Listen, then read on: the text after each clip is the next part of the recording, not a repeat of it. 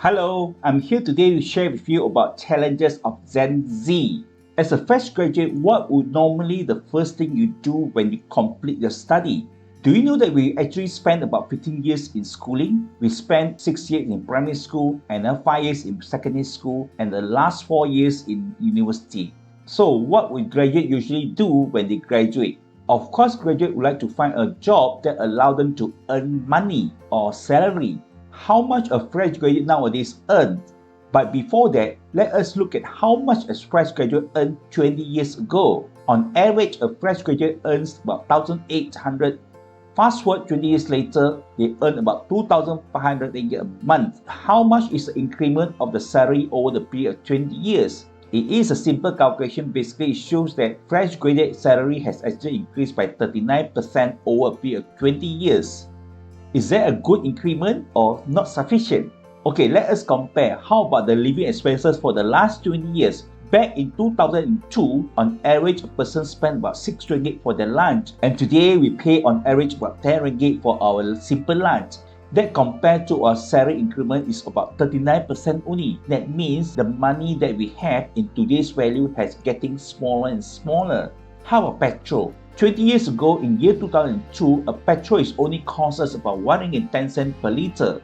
And today, on average, petrol costs us about 2 ringgit 22 cents. That also means that the petrol price has increased by 100% over the period of 20 years. So you can see here, salary increased by 39%, lunch has increased by 67%, and petrol has increased by 100%, which is very alarming. How about double-story houses? In year 2002, you can afford to buy a double-story house in Kuala Lumpur or Selangor for 200,000.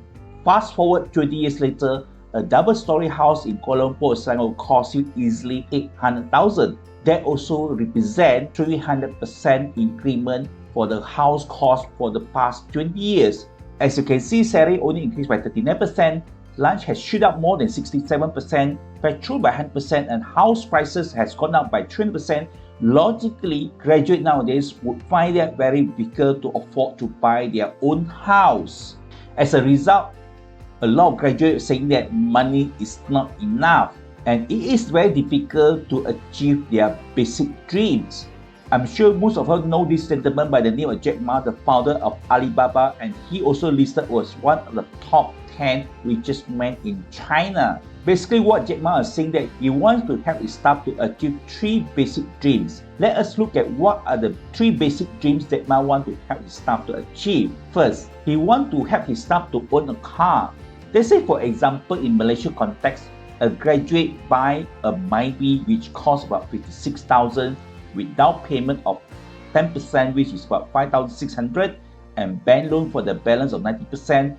Go for maximum loan tenure 9 years and interest 4% per year. How much is the monthly installment for this car? You can go to this website called calculator.com.my and look for the car installment calculation and punch in all the information we have earlier. And the car installment alone is about 636 ringgit and 68 cents. The second basic dream Jack Ma wants to help his staff to achieve is basically to own a house. As I mentioned earlier, a double-story house in Kuala Lumpur or Selangor will cost easily 800,000. If you want to buy a house, you need to have 10% down payment. In this example, will be 80,000, and the balance 90% go to loan, which is 720,000, and go for 30 years loan tenure with 4% interest. As you can see here, the monthly installment for the house every month is about 3,437 and 39 cents. The third basic dream Jack Ma wants to help his staff to achieve is to provide some allowance to their parents. I'm not sure how much your elder brother or sister who have started working much earlier than you give to your parents, but in this example, let's say you provide 500 allowance to your parents. It means that 250 to the father and another balance 250 to the mom. In other words, a father can only spend 8 ringgit 33 cents per day for his living expenses. The same goes to the mother. So the question we have to ask ourselves is that how or what can our parents buy with the budget of 8 ringgit 33 cents per day? If we were to combine these 3 basic dreams together of car, house, and parents allowance, it costs about 4,574 ringgit per month.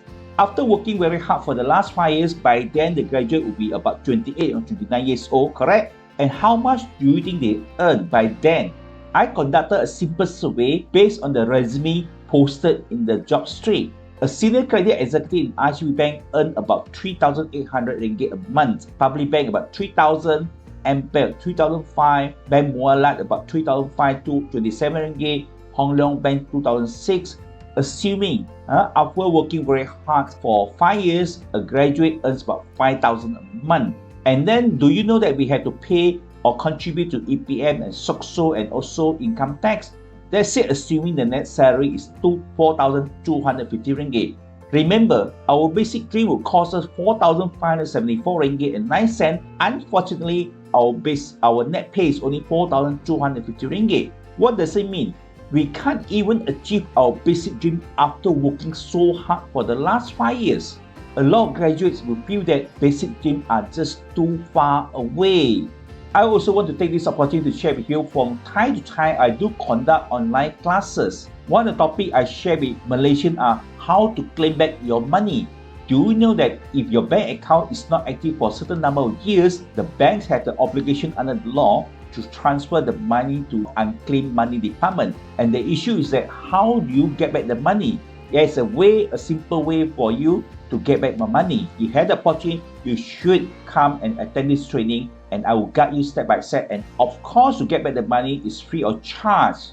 I also provide training to people who want to leverage on your LinkedIn profile and how to get the headhunter or employee to get notice of them and offer them a better job opportunity. If you already own a house or you plan to own a house in the future, this is a must-attend training that I will share with participants about 5 insider secrets about housing loan that banks don't want you to know. Another interesting topic is how to manage your estate in 21st century.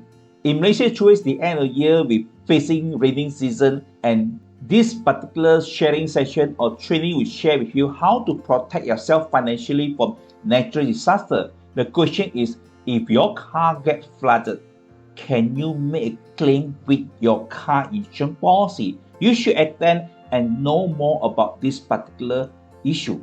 I have authored a book about resume guidebook. If you're interested to have a copy of the resume guidebook, do let me know.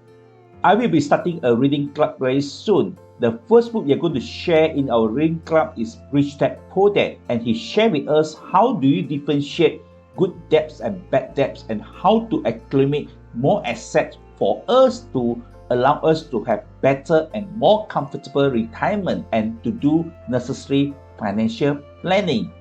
If you need to contact me, you can always reach me either via my website, my LinkedIn, my Facebook, or via phone or WhatsApp. That's the end of my sharing about challenges of Gen Z. Hope to see you in another sharing session. Bye bye.